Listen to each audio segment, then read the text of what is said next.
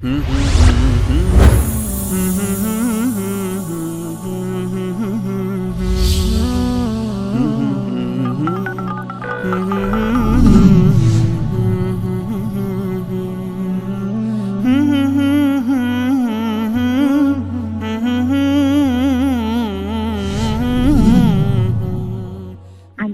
علیکم، خسته نباشید. انشالله که خدا پشت پناهتون باشه با این کارهای و برنامه‌های خوبتون. من گلستان هستم از ایران. این آقایی که گفت من فرار کردم رفتم نروژ، چرا باید فرار کنه؟ باید توی مملکتش بمونه و فعالیت کنه و گمراه‌ها رو آگاه کنه و طبق قرآن، طبق کتاب آسمانی ما، طبق راه، یعنی راهرو حضرت رسول اکرم باشیم، نه اینکه فرار کنه بره.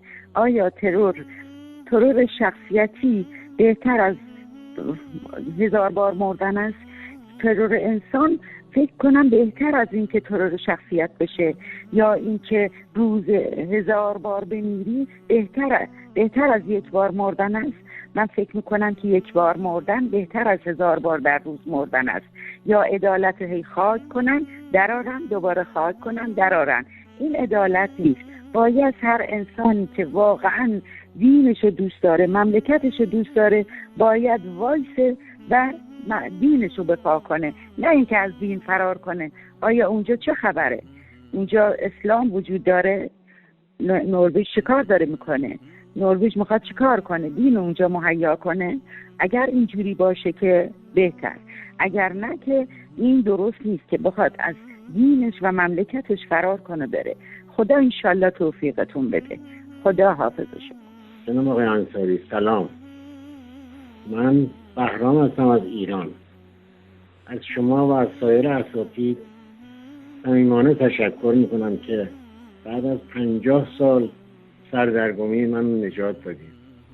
من از اون عنفوان جوانی، این شبهاتی که در دین داشتم منو واقعا حیران کرده بود. اصلا نمیتونستم این معذرت میکنم چرندیات. بسم الله الرحمن الرحیم. با عرض سلام خدمت شما برادران عزیز مؤمن و متدین. نظری هستم از استان گلستان. بنده خیر مقدم عرض میکنم موحد خواهر عزیزم عایشه رو با 2 خواهرش که کلمه شهادتین، کلمه توحیدی رو اعلان کردن، واقعا خوشحال شدیم.